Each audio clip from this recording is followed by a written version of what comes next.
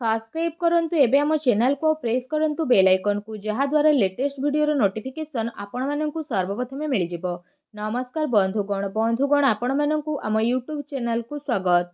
बंधुगण आज रो वीडियो रे आमे जानिबा 17 तारिख रो दिनटी आपणकर किपरि साब्यस्त हेबो ता सहित जदि कहिबा आज रो दिनटी को आपण माने किपरि साब्यस्त करिवे आजिर दिन आपणकर किपरि कटिबो ଏହା ସହିତ ଯଦି ବିଶେଷ ଭାବରେ ଆମେ କହିବା କେଉଁ ସବୁ ଜିନିଷରେ ଆପଣଙ୍କୁ ଫାଇଦା ମିଳିବ କେଉଁ ସବୁ ଜିନିଷରେ ଆପଣଙ୍କୁ ସାବଧାନତା ଅବଲମ୍ବନ କରିବା ପାଇଁ ପଡ଼ିବ ଆପଣଙ୍କର ଲଭ୍ ଲାଇଫ୍ କିପରି ରହିବ ବିଜନେସ୍ କିପରି ରହିବ ବ୍ୟାପାର କିପରି ରହିବ କ୍ୟାରିୟର କିପରି ରହିବ ସ୍ୱାସ୍ଥ୍ୟ କିପରି ରହିବ ସବୁକିଛି ପୁରା ଡିଟେଲ୍ସରେ ଆମେ ଜାଣିବା। ଏହା ପୂର୍ବରୁ ଚ୍ୟାନେଲରେ ନୂଆ ଆସିଲେ ଚ୍ୟାନେଲକୁ ସବସ୍କ୍ରାଇବ୍ କରନ୍ତୁ, ସାଙ୍ଗରେ ନୋଟିଫିକେସନ୍ ବେଲ୍କୁ ମଧ୍ୟ ଅନ୍ କରନ୍ତୁ ଓ ଭିଡ଼ିଓ ଶେଷରେ ଗୋଟେ ଉପାୟ ବିଷୟରେ ମଧ୍ୟ କହିବୁ ଯାହାଦ୍ୱାରା ଆପଣ ଆଜିର ଦିନକୁ ଆହୁରି ଅଧିକ ଶୁଭ ଓ ମଙ୍ଗଳଦାୟକ ସାବ୍ୟସ୍ତ କରିପାରିବେ।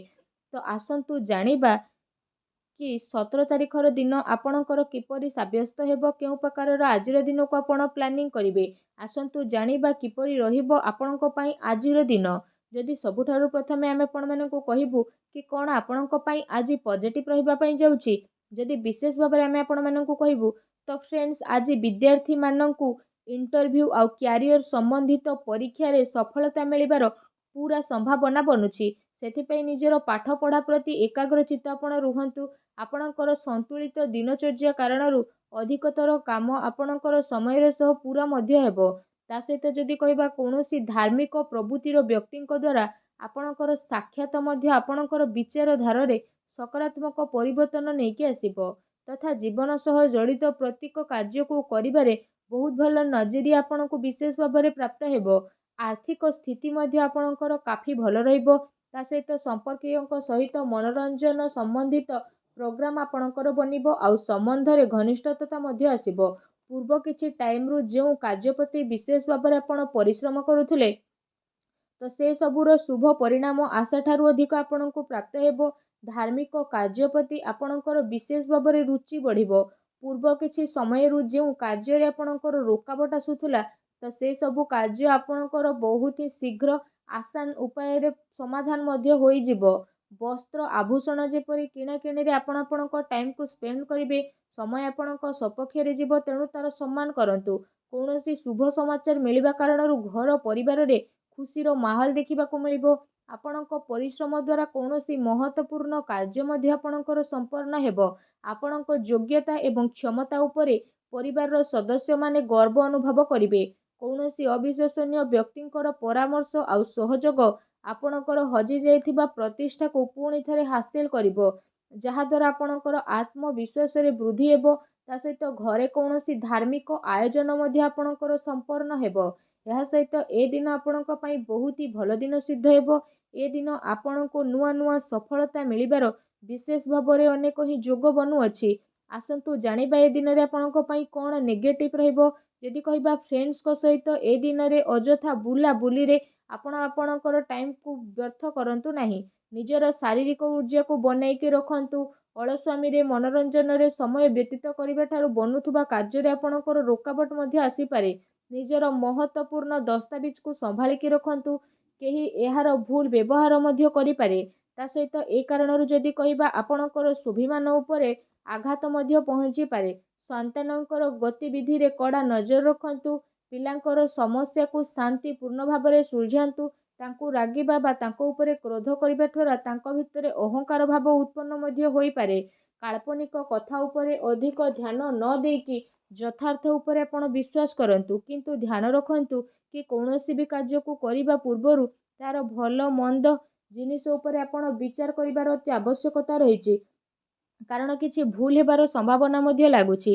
ତା ସହିତ ଅଧିକତର ଟାଇମ୍ ଆପଣ ଘରୁ ବାହାରକୁ ବ୍ୟତୀତ କରିବେ, କିନ୍ତୁ ସଫଳତା ପ୍ରାପ୍ତ କରିବା ପାଇଁ ମର୍ଯ୍ୟାଦାର ଧ୍ୟାନ ରଖିବା ଆପଣଙ୍କ ପାଇଁ ଅତି ଆବଶ୍ୟକତା ରହିଛି। କୌଣସି ବି ଅନୁଚିତ କାର୍ଯ୍ୟ ଆପଣଙ୍କର କ୍ରୋଧପୂର୍ଣ୍ଣ ବ୍ୟବହାର ଆପଣଙ୍କର ଯୋଜନାକୁ ପରିବର୍ତ୍ତନ କରିପାରେ, ତେଣୁ ସାବଧାନ ରୁହନ୍ତୁ। ଅନ୍ୟର ସୁଲଝାଇବାରେ ଗଭୀରତାର ସହ ଆପଣ ବିଚାର କରନ୍ତୁ ତଥା ଅଯଥା ଖର୍ଚ୍ଚରୁ ଦୂରେଇ ରୁହନ୍ତୁ। ଅଚାନକ ହୋଇ କୌଣସି ପ୍ରକାରର ମହତ୍ୱପୂର୍ଣ୍ଣ ଖର୍ଚ୍ଚ ଆପଣଙ୍କର ସାମ୍ନାରେ ଆସିପାରେ। ତା ସହିତ କୌଣସି ନିକଟ ସମ୍ବନ୍ଧୀୟଙ୍କ ସହ ମତଭେଦ ହେବାର ବିଶେଷ ଭାବରେ ସମ୍ଭାବନା ବନୁଛି, ତେଣୁ ସାବଧାନ ରୁହନ୍ତୁ। ଆସନ୍ତୁ ଜାଣିବା ଏ ଦିନରେ ଆପଣଙ୍କର ଲଭ୍ ଲାଇଫ୍ କିପରି ରହିବ। ଯଦି କହିବା ବିବାହିତ ଜୀବନ ଆପଣଙ୍କର ସୁଖମୟ ରହିବ। ପ୍ରେମ ସମ୍ବନ୍ଧରେ ଆପଣଙ୍କର କାଫି ମଜବୁତତା ଆସିବ। ପ୍ରେମ ସମ୍ବନ୍ଧ ପାଇଁ ଏ ଦିନ ବହୁତ ହି ଭଲ ଦିନ ଆପଣଙ୍କର ରହିବ, ଅନୁକୂଳ ରହିବ। ପାରିବାରିକ ଗତିବିଧିରେ ଆପଣଙ୍କର ସହଯୋଗ ସମର୍ପଣ ବାତାବରଣକୁ ଆହୁରି ଅଧିକ ଖୁସିଭରା ବନେଇ ଦେବ ତଥା ଆପୋଷିକ ସମ୍ବନ୍ଧରେ ଆହୁରି ଅଧିକ ଘନିଷ୍ଠତା ମଧ୍ୟ ଦେଖିବାକୁ ମିଳିବ। ପତି ପତ୍ନୀଙ୍କ ସମ୍ବନ୍ଧରେ ମଧୁରତା ରହିବ। କୌଣସି ପ୍ରକାରର ମହତ୍ତ୍ୱପୂର୍ଣ୍ଣ କାର୍ଯ୍ୟରେ ନିଜ ଜୀବନ ସାଥୀଙ୍କର ପରାମର୍ଶ ଆପଣ ଅବଶ୍ୟ ନିଅନ୍ତୁ। ଏ ଦିନ ଆପଣଙ୍କର ପ୍ରେମ ସମ୍ବନ୍ଧକୁ ମଜବୁତ ବନେଇବା ପାଇଁ ବିଶେଷ ଭାବରେ ଗୋଟେ ବହୁତ ଭଲ ଦିନ ସାବ୍ୟସ୍ତ ହେବ। ତା ସହିତ ଯଦି କହିବା ବିଶେଷ ଭାବରେ ଏ ଦିନରେ ଆପଣଙ୍କର ବ୍ୟବସାୟ କ୍ୟାରିୟର କିପରି ରହିବ, ଯଦି କହିବା ଏ ଦିନରେ ଗ୍ରହଙ୍କ ସ୍ଥିତି ଆପଣଙ୍କ ସପକ୍ଷରେ ଯିବ, କିଛି ଭଲ କାର୍ଯ୍ୟ ଆପଣଙ୍କର ସଫଳ ହେବ ତଥା ଲାଭର ଉଚିତ ଅବସର ମଧ୍ୟ ଆପଣଙ୍କୁ ପ୍ରାପ୍ତ ହୋଇଯିବ। ଚାକିରି ପେଶା ବ୍ୟକ୍ତିମାନେ ନିଜର କାର୍ଯ୍ୟକୁ ବହୁତ ଅଧିକ ଧ୍ୟାନପୂର୍ବକ କରିବେ। କୌଣସି ଭୁଲ ହେବାର ବିଶେଷ ଭାବରେ ସମ୍ଭାବନା ବନୁଛି। ତା ସହିତ ଦୈନିକ ଆୟରେ ବୃଦ୍ଧି ହେବ। ତା ସହିତ ଆପଣ ଆପଣଙ୍କର କାର୍ଯ୍ୟରେ ଅଧିକ ଧ୍ୟାନ ମଧ୍ୟ କେନ୍ଦ୍ରିତ କରିବେ। କୌଣସି ବଡ଼ ସ୍ଥିତି ମିଳିବାର ବିଶେଷ ଭାବରେ ସମ୍ଭାବନା ବନୁଛି। ଚାକିରି ପେଶା ବ୍ୟକ୍ତିଙ୍କୁ ବିଶେଷ ଭାବରେ ନିଜର ଟାର୍ଗେଟ ପୁରା କରିବା ଦ୍ୱାରା ବିଶେଷ ଲାଭ ମିଳିବ। ଏ ଦିନରେ କୌଣସି ନୂଆ ମିଳିବାର ସ୍ଥିତି ବନୁଛି। କୌଣସି ବି ଡିଲ୍ ଫାଇନାଲ କରିବା ଟାଇମରେ ସମଝଦାରୀ ଏବଂ ଭାବି ଚିନ୍ତିକି ଆପଣ କାମ କରନ୍ତୁ। ଲାଭର ମାର୍ଗ ପ୍ରସ୍ତୁତ ହେବାର ବିଶେଷ ଭାବରେ ଆପଣଙ୍କ ପାଇଁ ଯୋଗ ବନୁଛି ତଥା ସମୟରେ ଆପଣ ଭରପୁର ସଦୁପଯୋଗ କରନ୍ତୁ।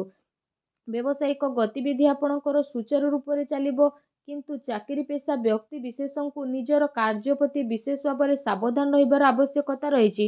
ଅନ୍ୟଥା ଉଚ୍ଚ ଅଧିକାରୀ ବର୍ଗଙ୍କର ନରାଜପଣର ଶିକାର ଆପଣଙ୍କୁ ହେବା ପାଇଁ ପଡ଼ିପାରେ।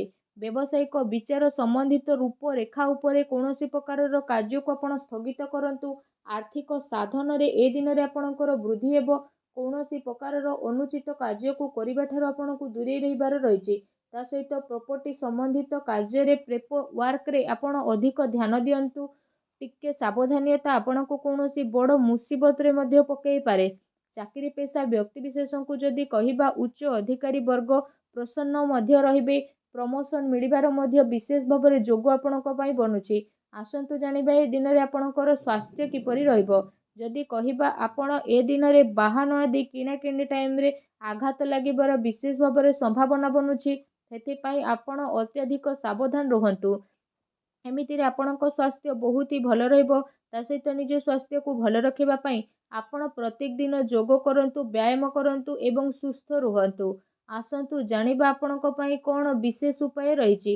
ଯଦି କହିବା ଆପଣ ସ୍ନାନ ଆଦି ବିଶେଷ ଭାବରେ କରିସାରିବା ପରେ ଭଗବାନ ଶିବଙ୍କର ମନ୍ତ୍ର ଜପ କରନ୍ତୁ। ତା ସହିତ ବିଶେଷ ଭାବରେ ଘରେ ପୂଜା ପାଠ ଆଜି କରନ୍ତୁ। ଛୋଟ ପିଲାଙ୍କୁ କିଛି ନା କିଛି ଖାଇବାକୁ ଦିଅନ୍ତୁ, ଯାହାଦ୍ୱାରା ସବୁ ନକାରାତ୍ମକ ଶକ୍ତିର ବିନାଶ ହେବ, ଶୁଭ ଫଳ ପ୍ରାପ୍ତ ହେବ। ଭିଡ଼ିଓ କେମିତି ଲାଗିଲା କମେଣ୍ଟ କରିକି ଜଣାନ୍ତୁ। ଚ୍ୟାନେଲରେ ନୂଆ କରି ଆସିଥିଲେ ଚ୍ୟାନେଲକୁ ସବସ୍କ୍ରାଇବ କରନ୍ତୁ। ଧନ୍ୟବାଦ।